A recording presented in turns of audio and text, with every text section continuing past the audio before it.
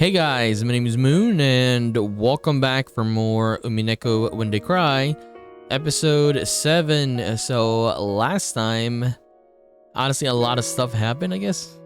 I mean, Rosa telling the story again with what happened with Beatrice, right? Ecuadorian Beatrice. She pretty much told us what she said back then, but with additional tidbits, I guess. And then we had a scene with Shannon at the chapel there, and it was something else. It was scary, it was very creepy, but at the same time, it was very nice. So let us continue, and I guess Will is gonna talk with KINZO. Let's see.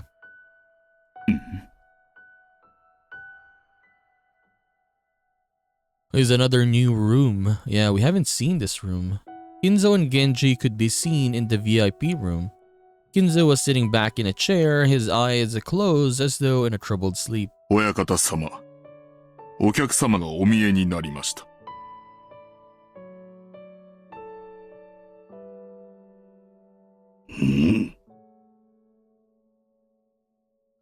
KINZO slowly opened his eyes. Those eyes were red from crying. They regained their focus and slowly fell on Will. 私が後宮金蔵である。ウィル。ウィラードだ。お悔やみ申し上げる。ベアトリーチェの葬儀に訪ねてくるとは。そなたは何者なのか。誰でもない。誰とも関係ない。深く考えるな。頭痛になら。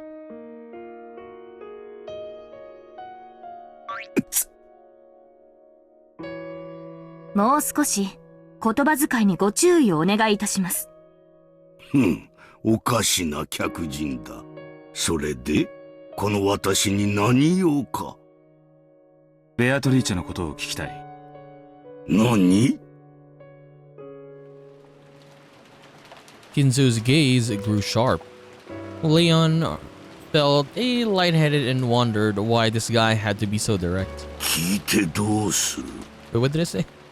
I said Leon felt a bit lightheaded, okay, and wondered. Okay, sorry. お前は誰でもないのであろうが、ベアトリーチェのことを知ってどうするという。何の意味があるというのか。俺が誰でもないからこそ、お前の物語を公正に聞き、残すことができる。お前はじきにこの世を去るだろう。The way he's saying it, he'll probably leave this world before too long. その時、ベアトリーチェのことを何も語らずに死んだなら。But yeah, I mean, if you tell Will your story, yes, it is gonna be... I mean, as it says it here. I can listen to your tale impartially and record it. Yeah, he can be... He's not gonna have any biases on whatever KINZO says, right? Yes. お前の子供たちは、彼らが好き勝手に考えた物語で、ベアトリーチェを修飾し、記録に残すだろう。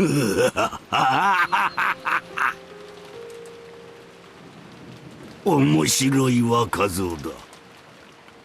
お前は遺言屋を気取ろうというわけか。だがそれは余計なお世話というものよ。ベアトリーチェは私だけのベアトリーチェだ。誰が何を語ろうとも、私とあれの物語は誰にも怪我せぬ。何の意味も持たぬ。クラウスたちがどう曲解しようとも痛くも痒くもないわ。ウィラード様、親方様は遺言を好まれません。Willard sama, the master is not fond of wills. 生きているうちより何事かを投げ出すお方ではございません。だろうな。らしからぬこととは思っていた。誠意ある限りあがいてこそ人間であろうが、それを早々に諦め遺言に残そうという浅ましさなど笑止千万。確かにその方がお前らしい。死ぬかもしれないから過去語りを記せと言い出すのは確かにお前の柄じゃねえ。当主様がベアトリーチェ様のことを深く深く愛しておられたことは存じ上げております。私たちにとって当主様は最大の尊敬の対象であるとともに生きるすべての模範です。どうか迷える私たちのために、いかにしておじい様が彼女を愛し抜いたか、愛ゆえに生き抜いたか、その愛の強さを私たちにお導きくださるようお願いすることはできないでしょうか。なかなか達者だ。あなたが言葉を選ばないからです。若造、お前はベアトリーチェの何を知っているというのか。真に無知なる者は関心さえ持たぬ。ベアトリーチェの名を知っている時点で無知なる者ではなく縁なき者でもない。道理だな。俺が知っているベアトリーチェはお前がかつて六軒島に屋敷を設ける以前に出会った最愛の女だ。しかしおそらくは死別して娘を残した。それがクワドリアンで育てられていた娘だ。ほう。ウィラード様、当六軒島にはクワドリアンなる建物は存在いたしません。I like how Genji's like, yeah, he's just super loyal.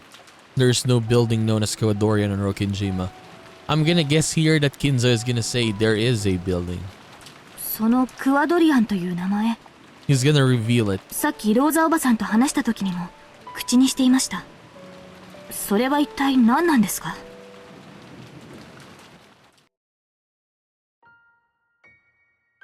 察しはついてるはずだ。愛人の娘を囲う六軒島の森の奥深くにある隠し屋敷の名だ。面白い。クワドリアンの名を知ろうとはな。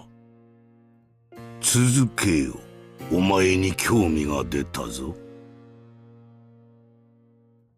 KINZO shrugged and grinned. クワドリアンにいたのはベアトリーチェの娘だろう。だが少なくともお前はそうは思っていなかった。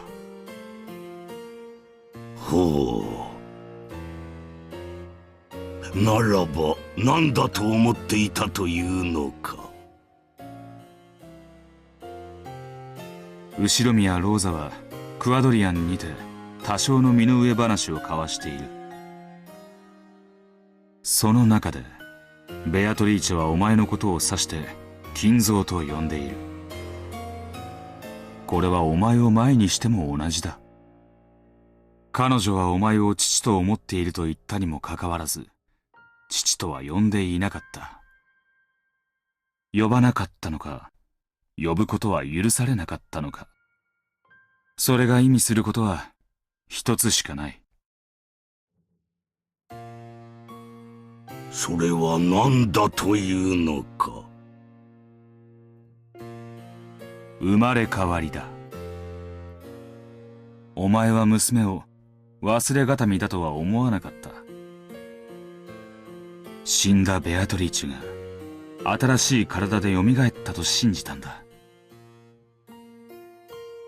源氏、あんたはかつて夏日たちの前で金蔵とベアトリーチェに子供はいなかったと証言したことがあるな。記憶にございませんが。Of course, this game's Genji probably wouldn't remember that. However, near the end of the first game, when the survivors had all gathered in Kinzo's study, Genji was asked whether Kinzo and Beatrice ever had a child together. And he denied it, saying, I have not heard of anything like that. I mean, obviously he's gonna deny that. 聞いたことがないか。ある意味で金蔵の腹心らしい模範的な返答と言える。Genji is extremely loyal. 何しろ、金蔵にとってその娘は生まれ変わりであって。But I guess, yeah, in a way, right? Kinzo doesn't look at Kuwadori and Beatrice as his daughter. 娘ではないんだからな。Yep. ウィル、何の話か分かりませんが、当主様への冒涜は許しません。冒涜じゃねえ。推理だ。だが、心は理解する。ベアトリーチェはお前にとって最愛の女だった。死んでも色あせることなく永遠に。だが美しい金髪に青い瞳を持ち、その面影を幼くして持ち合わせていたその娘に、お前は次第に生まれ変わりではないかと信じるようになったとしても、それはおかしいことじゃねえ。親方様、よろしいのですか？ Shall I drag this rude child out? Genji asked Kinzo. For a while, Kinzo hung his head in silence as though remembering something from his own past. 娘は美しく育ち、生き写しになった。お前は狂気したろうな。だが、それでお前が全て満たされていたかは怪しい。なぜなら、お前にとってベアトリーチェは生まれ変わりであっても、当の本人にとってはそうではなかったからだ。なぜそのようなことがわかるのか。本人は自分がベアトリーチェと呼ばれることに違和感を拭えずにいた。人は生まれながらに与えられた自分の名前に違和感を覚えることはない。だが彼女は覚えた。それはベアトリーチェという名が自分のものではないことを彼女が自覚していたに他ならない。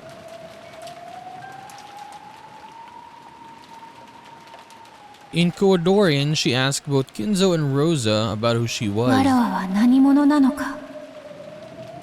皆はわらわのことをベアトリ、それは確かにそなたの言うように偉大な魔女の名前らしい。しかしそれはわらわではないのだ。わらわには魔法など何も使えぬ。わらわはその魔女の魂をこの記憶はいずれ戻ったのだ。あれは紛れもなくベアトリーチェの生まれ変わり。記憶は戻りつつあった。我が魔術の儀式によってわずかずつではあるが記憶を取り戻しつつあった。当主様。驚くことじゃねえ。これまでのゲームの情報を並べりゃ導かれるそのままの答えだ。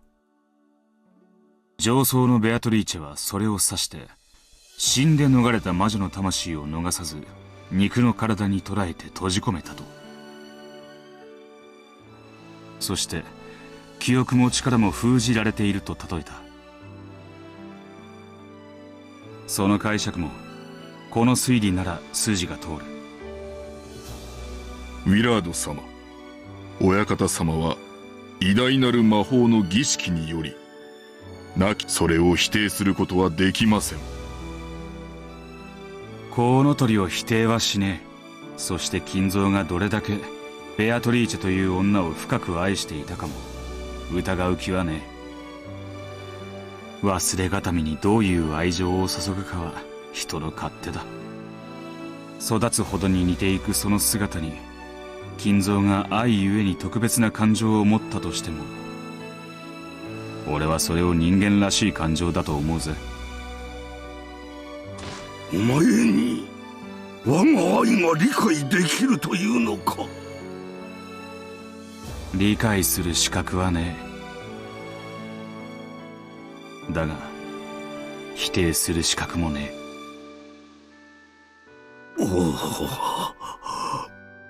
ベアトリーチェ、私を Kinzo sobbed quietly for a while, wiping away his tears. Because of her love, he believed she was Beatrice reborn and raised her that way. However, somewhere in his heart, he might have felt pangs of conscience, telling him that he might be forcing his emotions on someone who wasn't really Beatrice. I mean, like, even if he thinks like that, yeah, there's no excuse for what he did though, right? Then the Beatrice of Coadorian had an unexpected guest, Rosa. That woman simply couldn't believe that she was the Beatrice Kinzo desired. She couldn't stand the fact that she didn't understand who she was and she wanted to escape to the outside world.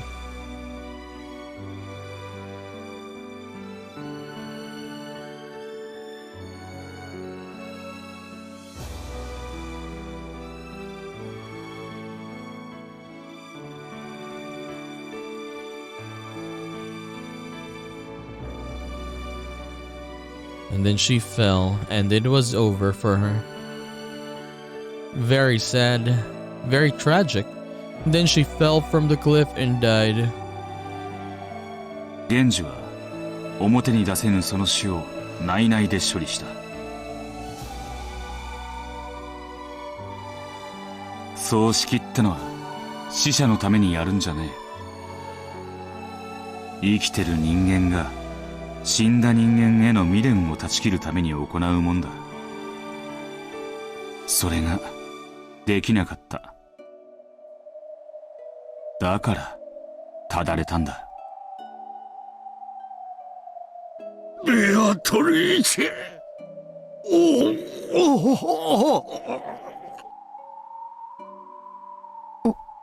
おじいさま。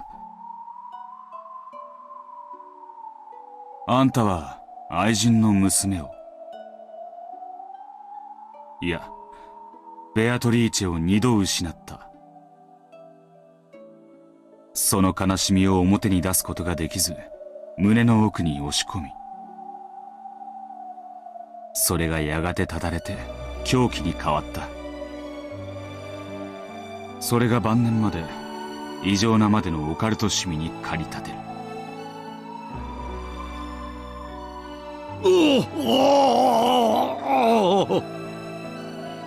ベアトリーチェ、ベアトリーチェ、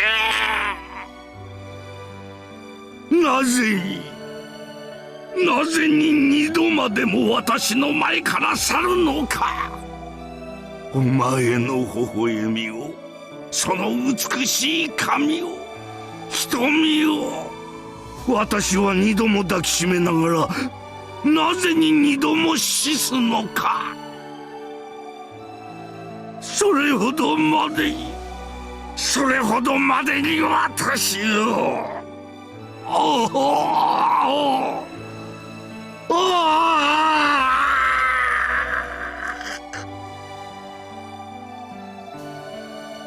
By now, Kinzo wasn't even trying to suppress his sobs. He sometimes scratched at his head in anguish. Sometimes faced the heavens like an opera singer. Kinzo yelled over and over again, repeating Beatrice's name.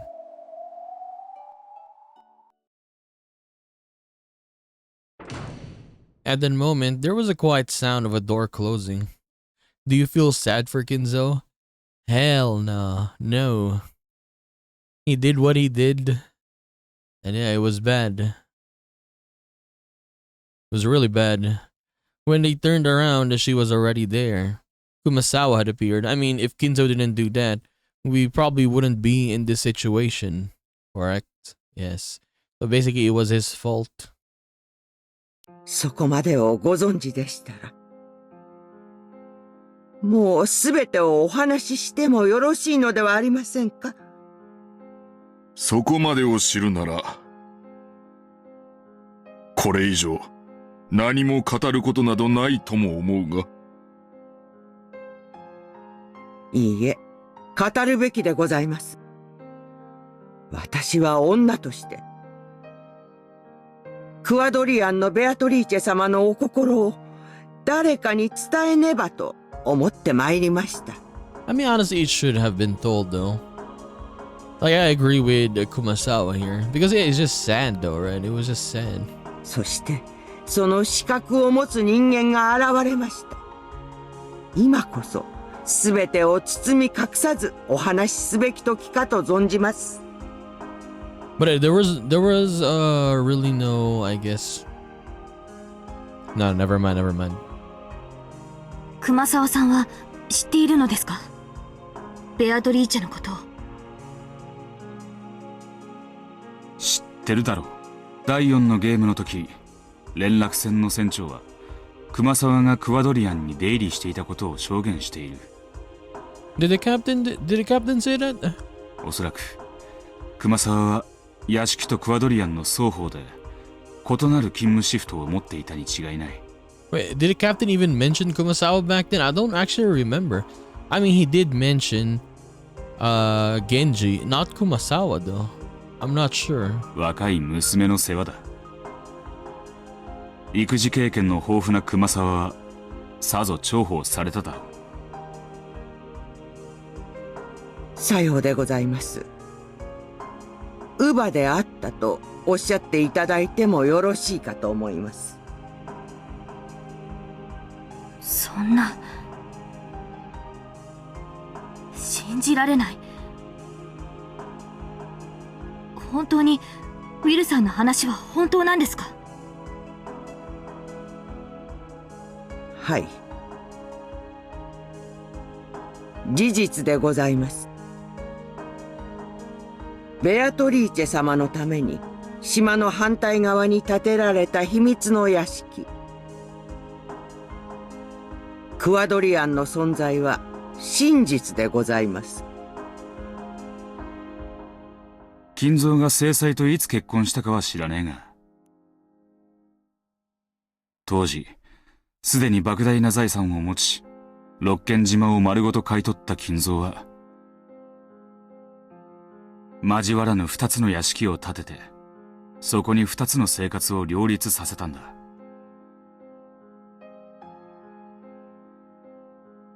KINZO's children had also been aware of KINZO's clandestine eccentricities at the time.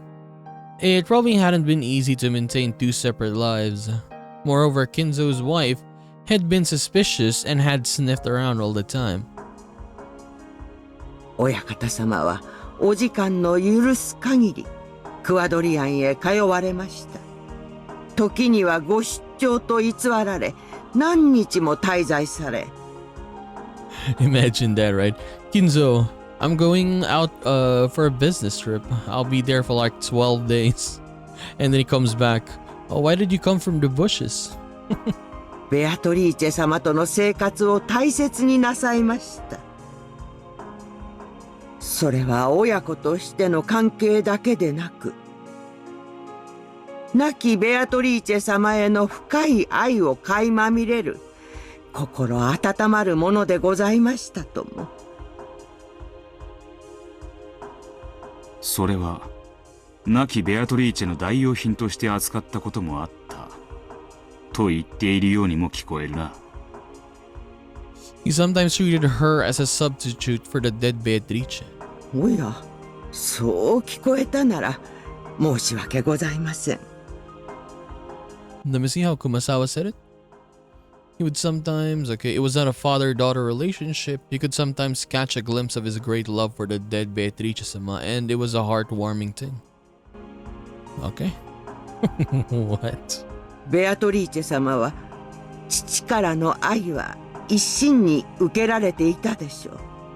しかし時にご自身に理解できぬ愛を強いられていたことは否定できません。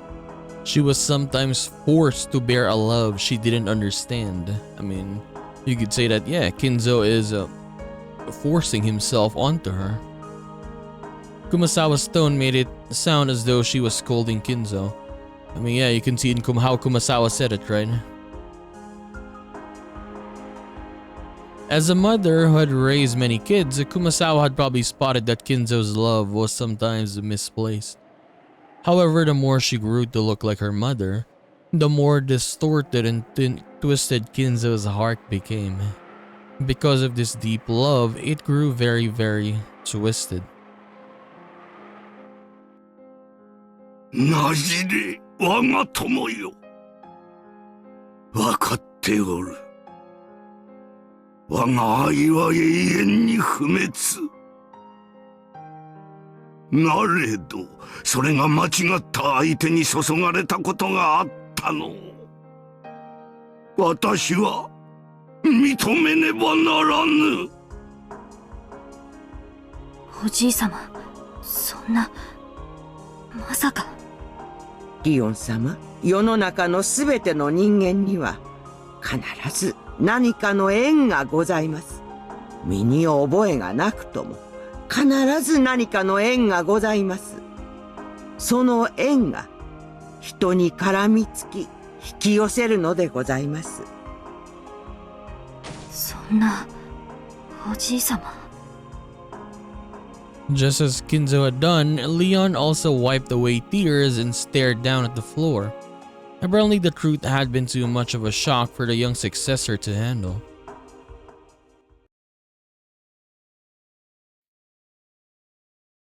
親方様、もう語る時ではございませんか。Okay. そうか、その時が来たか。我が友よ。あんたが語らなきゃ何も真実は明らかにならない。親方様、もはや知る権利と資格があるかと思います。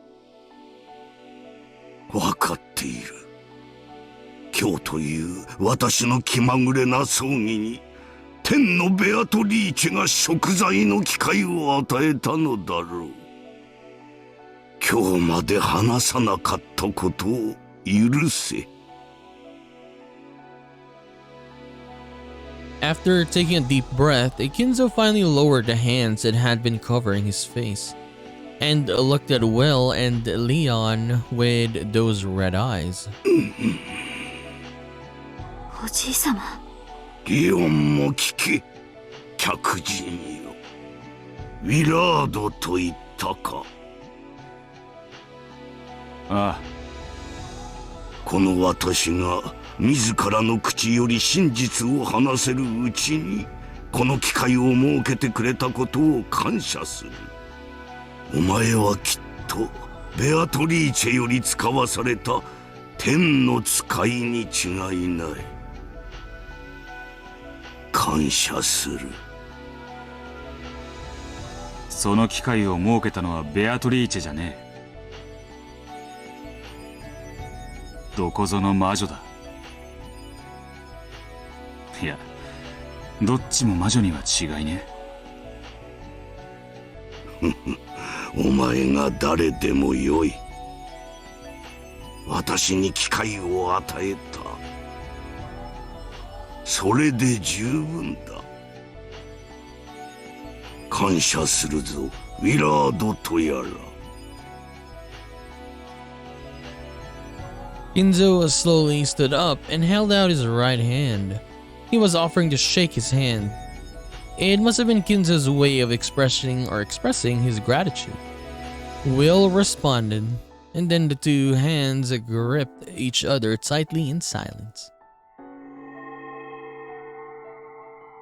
When they did, a bright light poured out from the gap between the two hands.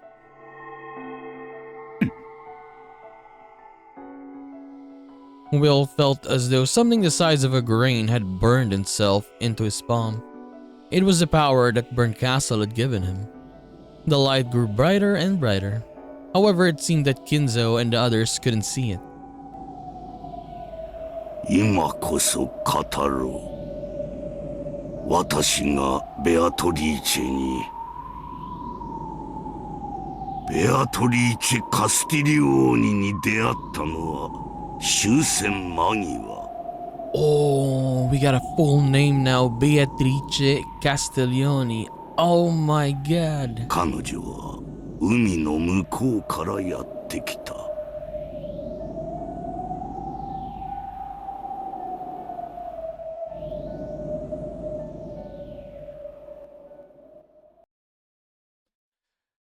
We got a name. Castiglione. Castiglione? Wait, what is this?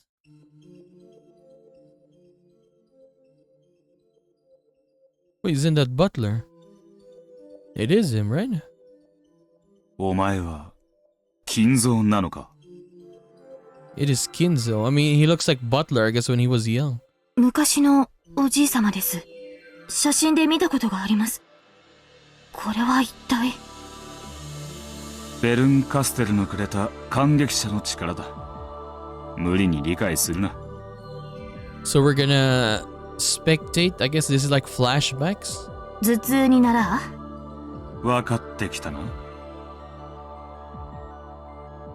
At one time, Genji told Butler that he looked like KINZO in his youth. I don't remember that, yeah.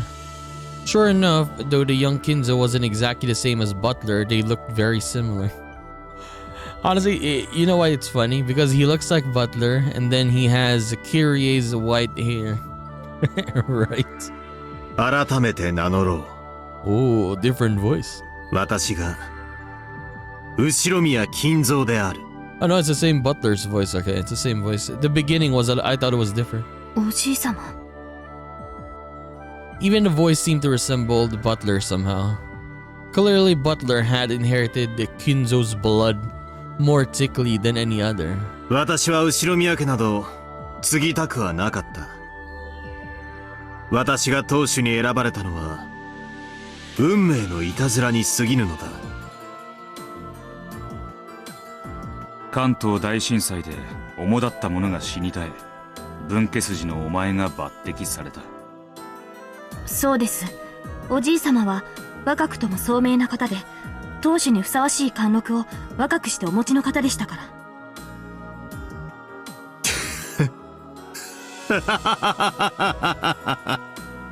Even the laugh is the same. Okay. とんでもない。欲深な長老たちは互いの利益ばかりを主張し合い、新しい当主を選び出すことさえできなかったのだ。まるで沈みゆく船で新しき船長は誰かと議論するような愚かさよ。だからこそ本家の誰ともしがらみのないお前が突然に抜擢を受けた。すべてはこの足の指のせいだ。 It's all because of my toes. 足の指が一本ずつ足りなかったなら、我が人生は全く異なるものになっていたであろう。 Oh, what do you call that again? Didn't they say that? Was it polydactyly? I forgot what's it called. But yeah, they mentioned that. I forgot what episode. Yes, pretty much he has an extra toe on a foot, or I guess in each foot, so he got 6 toes. In the USHIROMIYA family, polydactyly was seen as a mark of good fortune. After all, many of the great ones in their family history had possessed it. くだらぬ話よ。長老どもは自分たちの誰も得をしない馬の骨であれば誰でもよかったのだ。たまたま分家筋に両足の指が6本ある者がいると耳に入り。So that was the only reason he got chosen? Is because he got 6 toes? I mean, I guess. それでいいと決まったわけか。I mean, if you see it though, right? He is actually successful though, right? I mean, the family is still, at least until 1986, it was still alive, and yeah, they had a lot of, they still had a lot of money, right? そういうことだ。 So you could say that it was actually correct though for them to choose him. But at the same time, he was, I guess, the start or a refresher for their family, and then he inadvertently ended it as well because of him, because of KINZO. I mean, all of this happened, correct? Led to pretty much not technically extinction of his family, but yeah, pretty much everyone was gone because of him, of what he did, I guess. 長老どもは自分たちの操り人形になるなら、次期当主など、どこの青二歳でもよかったのだ。むしろ、帝王学に無知な人間ほど好ましい。おじい様。リオン、お前は違う。お前は、我が全てを受け継ぐものだ。お前が生を受けた日より、それは運命づけられていた。だからこそ、お前に銀の指輪を与え、厳しく育ててきた。そなたは、私とは違う。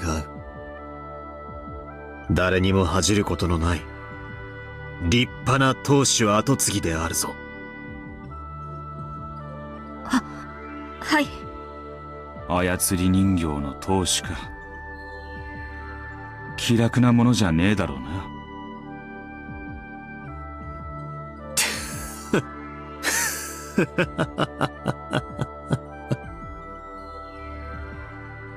As he pondered about where to begin, KINZO laughed bitterly. It would probably bring back painful memories no matter where he started from. あれは、あまりに長い。それは私には、岩に蒸す苔のような、気の遠くなるほど長い。I became the rope in the tug of war between the elders who thought of nothing but their own profit. And it probably could have snapped at any moment. However, people are far more resilient than one would think. Though I spent so many days as though I had been killed, I was not killed. So I was forced to search for death on my own.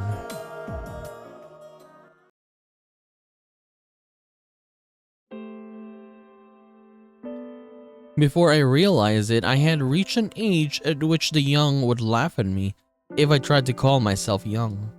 That dizzyingly long stretch of gray was left completely empty. It lasted for a full 20 years. In 20 years, a person can be born, find a purpose, and even become their own man with their own place in the world. In short, if one truly becomes a human only when they have become a working adult, then I spent a period of time long enough to create a human, doing nothing but playing the part of those greedy elders' puppet. Ironically, though the time aged my body, it did not age my mind. My mind alone was still young, as it had been during those rich, happy days before I was summoned to Odawara. Okay, summoned to Odawara. And yet my body alone grew older and older. Eventually, the vast gap between the two reached almost incomprehensible levels. So I could hardly believe that the worn out man in the mirror was really me. No, it wasn't me. The head of the USHIROMIYA family was just a name. It had no power. It didn't require that I have any independence. There was no need for me to get involved with anything. I was just a doll sitting there on the doll rack gathering dust. I remember nothing but lazily flipping through Western books I like, locking myself up inside my own world. Doing nothing but playing with roses and drinking terrible drinks. And it lasted for a full 20 years. Before I knew it, I suddenly had a wife I did not know. It wasn't any wife I had chosen. It was a daughter of some noble family that the elders had chosen and forced on me for their own reasons. But that did not matter to me. I did not love my wife, but neither did I dislike her. I just didn't care. I fathered a few children, but that wasn't out of love for my wife. They were just born before I knew it. That's all there was to it. None of it mattered. No, that wasn't or not quite right. Everything was decided by someone other than me, and I simply obeyed. That was the job of the USHIROMIYA family head. ああ、このまま自分は静かに殺されるなと、うっすらと感じていた。信じられません。強胆なる名君と称えられたおじい様が、そのような日々を送っていたなんて。リオンよ、自ら生きぬ人生ほど、希薄で長いものはない。なのに、それはあっという間に過ぎ去るのだ。心せよ。自ら生きる人生。生きるってことは、意志を持つということだ。殺された日々だったろうよ。そうだ。私は生きたかった。いや、死にたかった。操り人形はどうすれば死ねる？糸を断ち切ることです。そうだ。それが死ぬことであり、生きることであり、解放だ。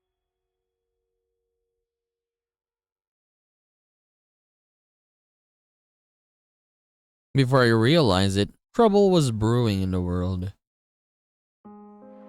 World War II.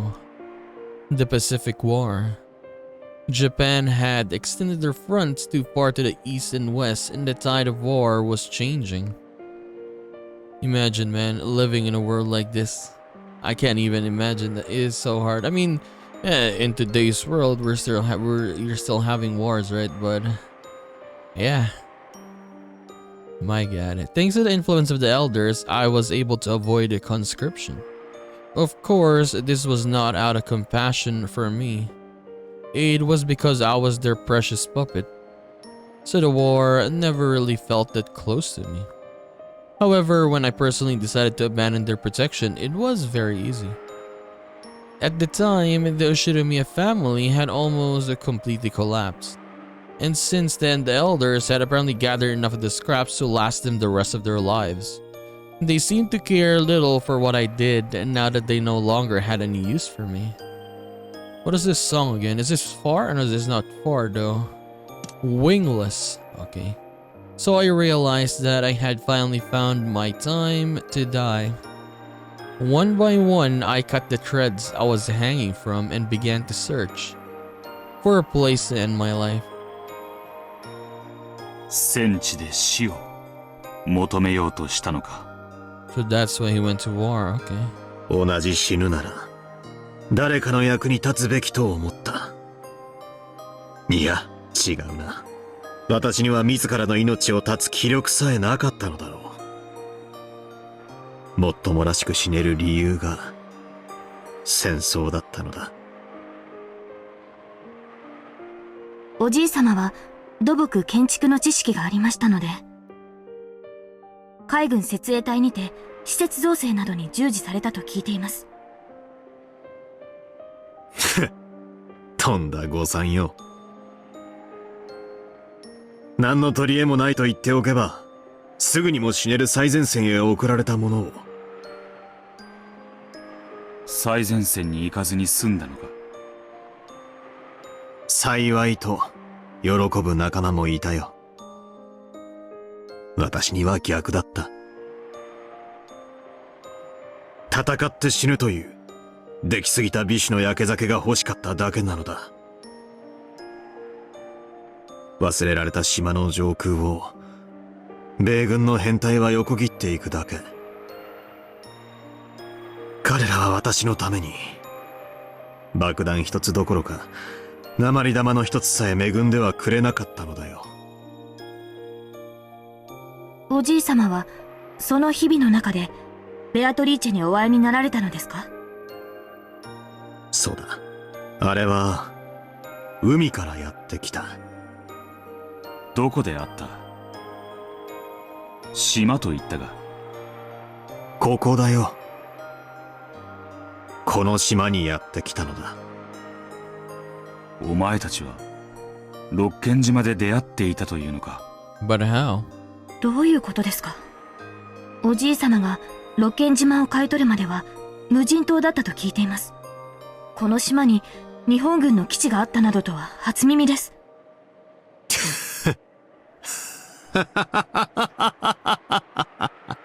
そうだな。あんなものは基地とは呼ばぬ。ただの岩窟よ。It was just a cave. 私はその岩窟の番人だったのだ。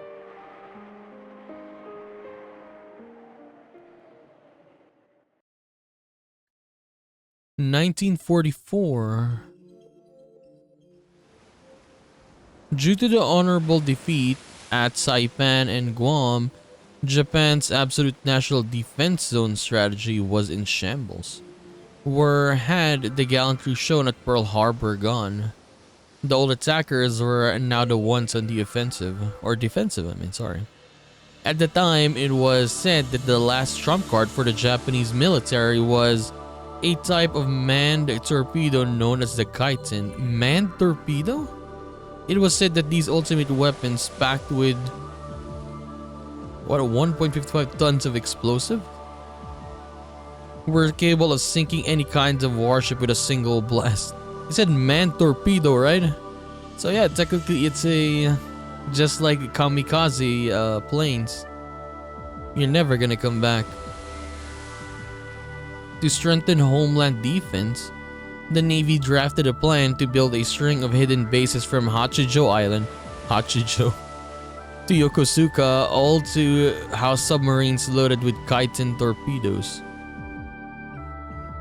八丈島に基地が作られたことは知っていました。しかしそれが六軒島にもあったなんて。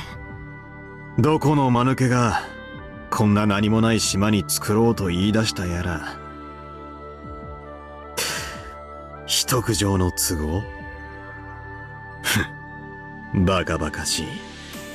お上の考えることなどわからぬし、私にとってもどうでもいいことだった。The Kaiten, which could finish off a large warship with a single strike, truly was an ultimate weapon. It was hoped that the presence of submarines capable of loading these weapons in the waters just of Japan would allow for a powerful sea ambush as a final line of defense. So, to aid in the establishment of a base with absolute secrecy, the uninhabited island of Rokinjima was raised as a possible candidate. After an investigation of the island resulted in the discovery of a large cave in the cliffs. And this was apparently deemed to be a suitable location for a submarine base. お前はその基地の建設に関わったわけか。建設？岩窟を掘り広げただけを建設と呼ぶならな。しかもその上、基地は未完成のまま放置されたのだから。どうしてです？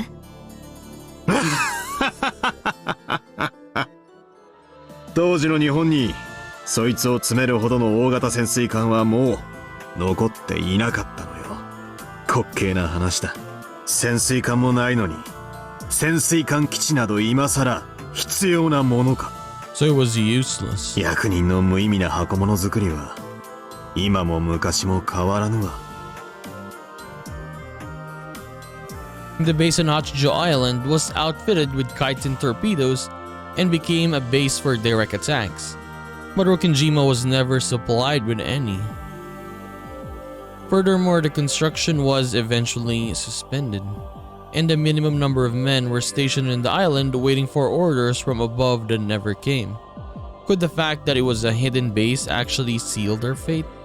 The higher-ups had already completely forgotten about this useless and pointless cavern. We were nothing more than guards for a mere cave. We spent our days farming, fishing, and playing with the dirt, all the while gazing up at the American formations flying past. Some of our group were relieved at the prospects of the war ending before anyone remembered we were here, and before any of us had to face a real battle.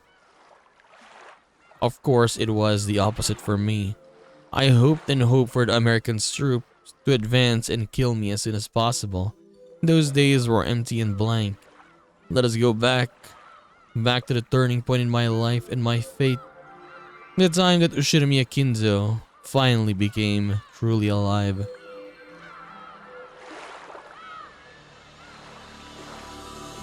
Alright, chapter end. So now we know that this area was, I guess, a military base back then. 貴様たるんでいるぞ。 Okay, so let's take a break here. So, remember they did say in Erika's character, at least, I mean, you can say confirmed, right? That explosion blast from the island. So I guess that's why you could say that there were bombs here on the island, is because this was a military base before. Okay. Now that makes sense in how they have bombs here that could have but most likely used by the culprit, right?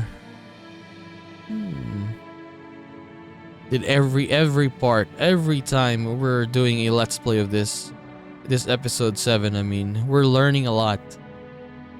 I love that a lot. But it's nice seeing KINZO though. No, KINZO as younger. Basically, he looks like Butler, the voice and all. He just has a different hair color, but... And then, yeah, I guess we could also say that he has a little bit of wrinkles. Made him just a little bit older, but it's pretty much Butler, yeah. Just white hair and all. And... that was pretty good. So I guess, yeah, we're learning more of KINZO's story. And we're gonna continue that in the next one. So I'll just see you then, guys. Bye-bye.